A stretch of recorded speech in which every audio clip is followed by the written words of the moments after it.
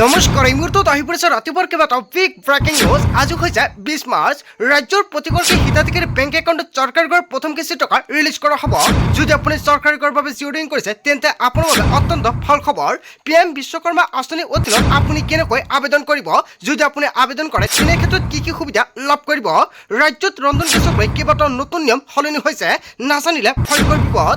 1 এপ্ৰিলত অসমৰ লগতে ভাৰতবৰ্ষত কেইবাটাও নতুন নিয়ম সলনি হ'ব। লাখ লাখ দুখীয়াৰ একাউণ্টত চৰকাৰে প্ৰদান কৰিব কেইবাটাও আঁচনিৰ টকা। পুনৰ বিজেপি চৰকাৰ আহিলে অৰুণোদয় আঁচনিৰ টকা দ্বিগুণ কৰিব। ইয়াক লৈ কেইবাটাও বিৰোধীদান্ত গ্ৰহণ কৰিছে। যদি আপোনাৰ ৰেচন কাৰ্ড আছে তেনে ক্ষেত্ৰত ভাল খবৰ। লগতে কেইবাটাও ৰাজনৈতিক খবৰৰ লগতে অৰাজনৈতিক খবৰ যুগুত কৰা হৈছে আজিৰ দিনটোত। গোটেই অসম তথা ভাৰতৰ বিভিন্ন প্ৰান্তৰ পৰা যুগুত হৈছে কেইবাটাও ডাঙৰ খবৰ। এনেবোৰ খবৰ নিতৌ পাই থাকিবলৈ চেনেলটি ছাবস্ক্ৰাইব কৰি ভিডিঅ'ত এটা লাইক কৰিবলৈ নাপাহৰিব। আজিৰ আমাৰ প্ৰথম খুবেই গুৰুত্বপূৰ্ণ খবৰ হৈছে অসমবাসীৰ বাবে এটা ডাঙৰ খবৰ। ৰন্ধন গেছৰ নাটনিক লৈ চৰকাৰৰ ফালৰ পৰা বৃহৎ সিদ্ধান্ত গ্ৰহণ কৰিছে কেন্দ্ৰীয় চৰকাৰৰ ফালৰ পৰা এটা বিগ ব্ৰেকিং নিউজ প্ৰদান কৰিছে। মাত্ৰ 7 দিনৰ ভিতৰতে লাভ কৰিব PNG সংযোগ। দেশবাসীলৈ কেন্দ্ৰীয় চৰকাৰে ডাঙৰ ঘোষণা। জনসাধাৰণৰ সুবিধাৰ্থে পেট্ৰলিয়াম মন্ত্ৰালয়ৰ ডাঙৰ নিৰ্দেশ গেছ কোম্পানীসমূহলৈ। কোনো কাৰণতে দেশত নহয় ইন্ধনৰ অভাৱ। ভাৰতৰ প্ৰতিটো পৰিয়ালক সুলভ সুবিধা প্ৰদানৰ লক্ষ্যৰে ভাৰত চৰকাৰৰ ডাঙৰ পদক্ষেপ। ডিজিটেল টেংকিৰ জৰিয়তে গ্ৰাহকে নিশ্চিত কৰিব পাৰিব আবেদনৰ স্থিতি। PNG নেটৱৰ্কে দ্ৰুতগতিত লাভ কৰিব সম্প্ৰসাৰণ। ইন্ধনৰ নাটনিক লৈ দেশবাসীৰ মাজতে সৃষ্টি হোৱাৰ আকাংক্ষাৰ মাজতে পেট্ৰলিয়াম মন্ত্ৰালয়ৰ তৰফৰ পৰা কৰিছে এই ঘোষণা। হয়, এটা বিগ ব্ৰেকিং নিউজ আহি পৰিছে। আপোনাৰ ঘৰত LPG ৰন্ধন গেছ আছে নেকি? যদি আপুনি এতিয়ালৈকে LPG ৰন্ধন গেছ পোৱা নাই তেনে ক্ষেত্ৰত আপোনাৰ বাবে আন এটা সুবিধা প্ৰদান কৰিব কেন্দ্ৰীয় চৰকাৰৰ ফালৰ পৰা। ইয়াক লৈ কৰিছে বৃহৎ ঘোষণা। তাৰপিছত অসমবাসীৰ ৰাজক জনসমাৰ পৰৱৰ্তী খুবেই গুৰুত্বপূৰ্ণ খবৰ, লগতে এটা ডাঙৰ খবৰ। চৰকাৰী ঘৰৰ বাবে আবেদন কৰিছে নেকি আপুনি? তালিকাত নাম চাবলৈ কি কৰিব লাগিব চাওক। যদি আপুনি চৰকাৰী ঘৰৰ বাবে আবেদন কৰিছে, চৰকাৰী ঘৰৰ নতুন তালিকা প্ৰস্তুত হৈছে। তালিকাত নাম থাকিলে চৰকাৰী ঘৰৰ প্ৰথম কিস্তি টকা ৰিলিজ কৰা হ'ব। যদি আপুনি আবেদন কৰিছিল তেন্তে তালিকাত চাওক আপোনাৰ নাম আহিল নে। পকী ঘৰ নথকা সকলে লাভ কৰিব চৰকাৰী ঘৰ। ঘৰৰ লগতে উপলব্ধ হ'ব শৌচাগাৰ আৰু বিদ্যুৎ সেৱাৰ লগতে LPG গেছ কানেকশ্যন। দেশৰ কোটি কোটি লোকে লাভ কৰিব বিনামূলীয়া চৰকাৰী ঘৰ। প্ৰধানমন্ত্ৰী আৱাস যোজনাৰ অধীনত লাভ কৰিব অত্যাধুনিক চৰকাৰী ঘৰ। গাঁও আৰু চহৰৰ দুখীয়া লোকক সামৰি ল'ব এই আঁচনিয়ে। তালিকাত নাম অহাৰ পিছতে একাউণ্টত সোমাব টকা।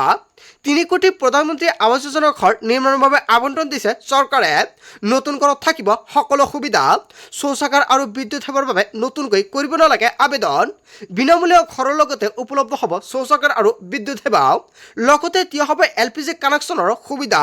যাৱতীয় সকলো নথিসহ দাখিল কৰক আবেদন। ইয়াৰ বাবে আপোনাক লাগিব Aadhaar card, PAN card, ration card. Ration কাৰ্ডত থাকিব লাগিব আপোনাৰ নাম। বেংক একাউণ্টৰ সৈতে লিংক থাকিব লাগিব আধাৰ কাৰ্ড। যদি এইকেইখন কাম আপুনি কৰিছে তেনে ক্ষেত্ৰত আপুনি নিশ্চিত থাকক আপোনাৰ একাউণ্টত চৰকাৰী ঘৰৰ টকা আপুনি লাভ কৰিব। কেতিয়া চৰকাৰী ঘৰৰ প্ৰথম কিস্তি টকা প্ৰদান কৰা হ'ব আপোনালোকৰ বেংক একাউণ্টত। লগতে প্ৰয়োজন হ'ব আপোনাৰ জব কাৰ্ড। যদি আপোনাৰ এতিয়ালৈকে জব কাৰ্ড বনোৱা নাই অতি শীঘ্ৰে এখন জব কাৰ্ড বনাই লৈ লওক। জব কাৰ্ডৰ লগত আপোনাৰ আধাৰ কাৰ্ড লিংক থাকিব লাগিব। জব কাৰ্ডৰ লগত আপোনাৰ বেংক একাউণ্ট লিংক থাকিব লাগিব। লগতে জব কাৰ্ডটো কি হৈছে আপডেট হৈ থাকিব লাগিব। যদি এইখিনি কাম কৰি ৰাখিছে আৰু আপুনি চৰকাৰী ঘৰৰ বাবে জিঅ'ৰিং কৰিছে তেনে ক্ষেত্ৰত আপুনি চৰকাৰী ঘৰ লাভ কৰিব। চৰকাৰী ঘৰৰ তালিকাত নাম আহিলে এইকেইখন নথিপত্ৰ আপুনি সাজু কৰিব লাগিব। লগতে মাটিৰ জমাবন্দী কপি প্ৰয়োজন হ'ব। যদি আপোনাৰ এইকেইখন নথিপত্ৰ আছে আপোনাৰ বাবে অত্যন্ত ভাল খবৰ। কেতিয়া চৰকাৰী ঘৰ টকা ৰিলিজ কৰা হ'ব এতিয়ালৈকে চৰকাৰৰ ফালৰ পৰা ডেটটো ঘোষণা কৰা নাই। যেতিয়া ডেটটো ঘোষণা কৰিব নিশ্চয় জনাই দিম। তাৰপিছত অসমবাসী ৰাজক জনসমাৰ পৰৱৰ্তী খুবেই গুৰুত্বপূৰ্ণ খবৰ, লগতে এটা ডাঙৰ খবৰ। ই-শ্ৰমত নাম পঞ্জীয়ন কৰা শ্ৰমিকৰ বাবে ডাঙৰ খবৰ আহি পৰিছে। দুৰ্ঘটনাত মৃত্যু হোৱাৰ আৰু অংগক্ষত শ্ৰমিকলৈ আৰ্থিক সাহায্য প্ৰদান কৰা হ'ব। দুৰ্ঘটনাত মৃত্যু হোৱা শ্ৰমিকৰ পৰিয়াললৈ 2 লাখ টকাৰ আৰ্থিক সাহায্য।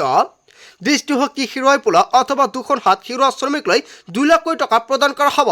শৰীৰৰ কোনো অংগ ব্যৱহাৰ অযোগ্য হৈ পৰা অংগক্ষত শ্ৰমিকলৈ 2 লাখ টকা প্ৰদান কৰা হ'ব। দুৰ্ঘটনাত এখন ভৰি বা এটা চকু হেৰুওৱা শ্ৰমিকলৈ 1 লাখ টকাৰ আৰ্থিক সাহায্য প্ৰদান কৰা হ'ব। শ্ৰম কল্যাণ বিভাগৰ তৰফৰ পৰা কৰা হৈছে ডাঙৰ ঘোষণা। ই-শ্ৰমত নাম পঞ্জীয়ন কৰা শ্ৰমিকসকলৰ বাবে এই সুবিধা প্ৰদান কৰা হ'ব। ই-শ্ৰমত নাম পঞ্জীয়ন কৰা শ্ৰমিকৰ বাবে অত্যন্ত ভাল খবৰ। যদি আপোনাৰ ই-শ্ৰম কাৰ্ডটো নাই অতি শীঘ্ৰে ই-শ্ৰম কাৰ্ড বনাই লৈ লওক। আপুনি কেনেকৈ ই-শ্ৰম কাৰ্ড বনাব, কি কি নথিপত্ৰ লাগিব, যদি আপোনালোকৰ ভিডিঅ' লাগে এতিয়া কমেণ্ট কৰক, নেক্সট ভিডিঅ'ত জনাই দিম।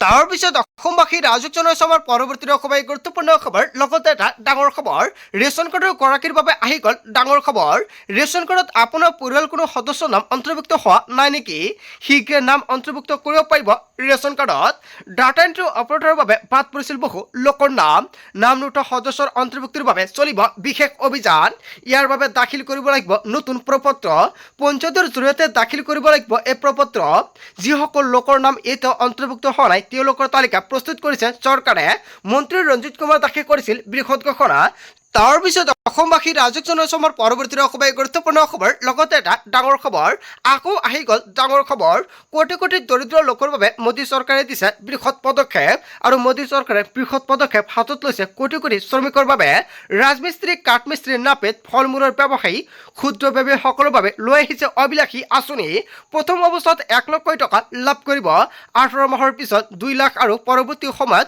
অধিক ধন লাভ কৰিব আপুনি হয় যদি আপোনাৰ লোনৰ প্ৰয়োজন হৈছে তেনে ক্ষেত্ৰত আপোনাৰ বাবে অত্যন্ত ভাল খবৰ ইয়াৰ বাবে আপুনি সঠিকভাৱে কৰিব লাগিব আবেদন এই ঋণে 8% পৰ্যন্ত লাভ কৰিব সাবসিডি ইতিমধ্যে আৰম্ভ হৈছে ঋণ প্ৰদান প্ৰক্ৰিয়া কিদৰে কৰিব আপুনি আবেদনৰ বাবে আপুনি ভাৰতীয় নাগৰিক হ'ব লাগিব বয়সৰ সীমা 18 বছৰৰ ঊৰ্ধ্বত হ'ব লাগিব আবেদনকাৰী কেন্দ্ৰীয় চৰকাৰৰ ঋণগ্ৰস্ত হ'ব নালাগিব কি নথিপত্ৰৰ প্ৰয়োজন হ'ব আধাৰ কাৰ্ড পৰিচয় পত্ৰ স্থায়ী বাসিন্দাৰ প্ৰমাণপত্ৰ জাতিগত প্ৰমাণপত্ৰ bank account passport size photo আৰু মোবাইল নম্বৰ আৰু কোনে লাভ কৰিব এই ঋণৰ সুবিধা কাঠমিস্ত্ৰী কমাৰ সোণাৰী ৰাজমিস্ত্ৰী নাপিত থোৱা দৰ্জী ভাস্কৰ শিল্পী পুতলা নিৰ্মাণ কৰোতা আদি ব্যৱসায়ীসকলে কৰিব পাৰিব আবেদন হয় কোনে আবেদন কৰিব পাৰিব নিশ্চয় সম্পূৰ্ণকৈ জানিলে কেনেকৈ আবেদন কৰিব আৰু কোনটো পৰ্টেলৰ জৰিয়তে আবেদন কৰিব যদি আপোনালোকৰ ভিডিঅ' লাগে এতিয়া কমেণ্ট কৰক নেক্সট ভিডিঅ'ত জনাই দিম এপ্লাই প্ৰচেছ তাৰ পিছত অসমবাসী ৰাজক জনাইছো আমাৰ পৰৱৰ্তী খুবেই গুৰুত্বপূৰ্ণ খবৰ লগতে এটা ডাঙৰ খবৰ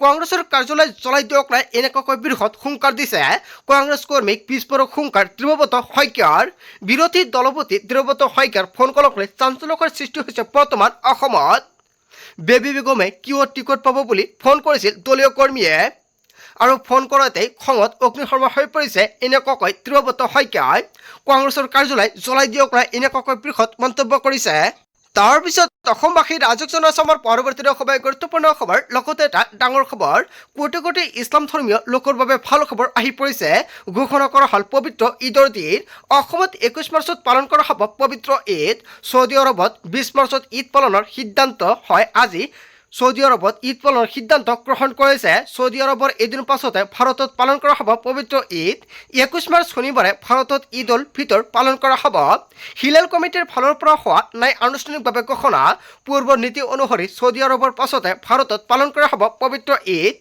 আৰু পূব গুৱাহাটী ঈদগাহ সমিতিয়ে প্ৰকাশ কৰিছে সময়সূচী কোটি কোটি ইছলাম ধৰ্মীয় লোকৰ বাবে ভাল খবৰ আহি পৰিছে তাৰ পিছত অসমবাসী ৰাজক জনাইছো আমাৰ পৰৱৰ্তী খুবেই গুৰুত্বপূৰ্ণ খবৰ লগতে এটা ডাঙৰ খবৰ বিজেপিৰ ভিতৰৰ চলত বৃদ্ধি পাইছে কণ্ডল বিজেপিক অত্যাচাৰ চলোৱাৰ অভিযোগ উত্থাপিত হৈছে RSSৰ পৰা এই বিষয়ত সমাধান বিচাৰিছে পুৰণি প্ৰবীণ নেতাই আৰু প্ৰত্যুত্তৰ দলক টিকট দিয়াক লৈ ক্ষোভ প্ৰকাশ কৰিছে বৰ্ষী প্ৰকাশ দলৰ নিষ্ঠাবান কৰ্মীক একগোট হ'বলৈ আহ্বান জনাইছে যেনেকৈ আহিছে তেনেকৈ বিজেপি এৰি যাব বিজেপিয়ে মুকলিকৈ বিৰুদ্ধ ঘোষণা কৰিছে জ্যেষ্ঠ বিজেপি নেতা শান্তনু বৰলীৰ বঞ্চিত হোৱাৰ পিছতে নিৰ্দলীয়ভাৱে প্ৰতিদ্বন্দ্বিতা কৰাৰ হুংকাৰ দিছে বিজেপি নেতাৰ আগ্ৰাসনত স্থান নোহোৱা হৈছে পুৰণিৰ বিজেপিৰ তালিকাত প্ৰায় 1.5 কোটি নতুন প্ৰাৰ্থী আৰু এইবোৰ বঞ্চিত হ'ল দিছপুৰ সমষ্টিত এনেকুৱাকৈ বৃহৎ মন্তব্য কৰিছে বিজেপিৰ ভিতৰৰ চলত সৃষ্টি হৈছে অন্তকণ্ডল তাৰ পিছত অসমবাসী ৰাজক জনাইছো আমাৰ পৰৱৰ্তী খুবেই গুৰুত্বপূৰ্ণ খবৰ লগতে এটা ডাঙৰ খবৰ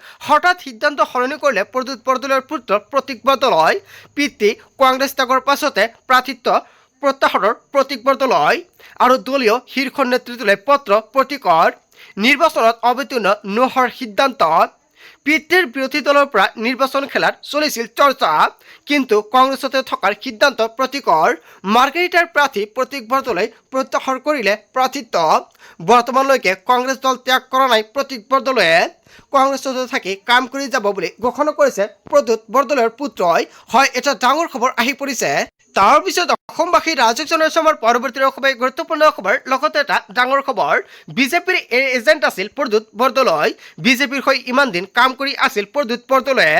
মই যি কৈছিলোঁ সঁচা কথা কৈছিলোঁ, মোৰ কথা সঁচা প্ৰমাণিত হ'ল। প্ৰদ্যুৎ বৰদলৈৰ পদত্যাগৰ পিছতে প্ৰতিক্ৰিয়া প্ৰকাশ কৰিছে ৰেজাউল কৰিমে। মোক চিনি নাপাওঁ বুলি কৈছিল প্ৰদ্যুৎ বৰদলৈয়ে। বিজেপিৰ এজেণ্ট বাবে মোক চিনি পোৱা নাছিল।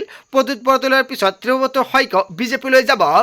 গৌৰৱ গগৈৰ হৈ বাবে বিজেপিৰ এজেণ্ট আছে, এনেকুৱাকৈ বৃহৎ মন্তব্য কৰিছে ৰেজাউল কৰিম চৰকাৰে। মন্তব্য এয়াই ইউটিউবৰ নেতা ৰেজাউল কৰিম চৰকাৰৰ। তাৰ পিছত অসমবাসীৰ ৰাজহুৱা জনসমাৰ পৰৱৰ্তী খুবেই গুৰুত্বপূৰ্ণ খবৰ, লগতে এটা ডাঙৰ খবৰ, কংগ্ৰেছ শূন্য হ'বলৈ গৈ আছে অসমত। খেল চাই থাকক, গুৱাহাটীত কংগ্ৰেছী শূন্য হৈ যাব। দেশ আৰু সমাজৰ কাৰণে চিন্তা কৰা মানুহ কংগ্ৰেছত নাই। অসমৰ ইতিহাস নাজানে গৌৰৱ গগৈয়ে। তৰুণ গগৈ মুখ্যমন্ত্ৰী আছিল কাৰণে গৌৰৱ গগৈ আজিৰ দিনত সাংসদ, নহ'লে ৰাহুল গান্ধীও চিনি নাপালে হয় গৌৰৱ গগৈক। ইংৰাজী আৰু হিন্দী ক'লে সকলো হৈ নাযায়। মোৰ ঘৰৰ ওচৰতে এজন ইংৰাজী কয় কিন্তু পাগল। সদ্য কংগ্ৰেছ পদত্যাগে নৱ তালুকদাৰে উদঙাইছে বহু কাহিনী। কংগ্ৰেছ শূন্য হ'বলৈ গৈ আছে বুলি মন্তব্য কৰিছে। তাৰ পিছত অসমবাসীৰ ৰাজহুৱা জনসমাৰ পৰৱৰ্তী খুবেই গুৰুত্বপূৰ্ণ খবৰ, লগতে এটা ডাঙৰ খবৰ, নতুন বুলি পুৰণা কণী বিক্ৰী কৰিব নোৱাৰিব আপোনাক। নতুন বুলি পুৰণা কণী ঠগিব নোৱাৰিব দোকানীয়ে আপোনাক। কণীক লৈ চৰকাৰ প্ৰশাসনে ল'লে ডাঙৰ সিদ্ধান্ত। 1 এপ্ৰিলৰ পৰা প্ৰতিটো কণীত থাকিব বিশেষ তথ্য। উৎপাদন আৰু ম্যাদ উকলি যোৱাৰ তাৰিখ থাকিব প্ৰতিটো কণীত। ৰঙা চিয়াহীৰে কণীত লিখা থাকিব সবিশেষ তাৰিখ। তাৰিখ চাইহে গ্ৰাহকে কিনিব পাৰিব কণী। নিয়ম ভংগ কৰিলে ব্যৱসায়ীৰ বিৰুদ্ধে লোৱা হ'ব কঠোৰ ব্যৱস্থা। উত্তৰ প্ৰদেশ চৰকাৰে বলবৎ কৰিছে এই নতুন নিয়ম। উত্তৰ প্ৰদেশৰ পাছতে অসমতো এই নিয়ম প্ৰযোজ্য হোৱাৰ সম্ভাৱনা। নতুন বুলি পুৰণি কণী বিক্ৰী কৰিব নোৱাৰিব এতিয়াৰ পৰা আপোনাক। হয় গ্ৰাহকসকল সাৱধান হওক। বন্ধু বান্ধৱীসকল, গোটেই অসম তথা ভাৰতৰ বিভিন্ন প্ৰান্তৰ পৰা যুগুত হৈছে কেইবাটাও ডাঙৰ খবৰ। এনেবোৰ খবৰ নিতৌ পাই থাকিবলৈ চেনেলটি ছাবস্ক্ৰাইব কৰি ভিডিঅ'ত এটা লাইক কৰিবলৈ নাপাহৰিব। So thank you for watching full video.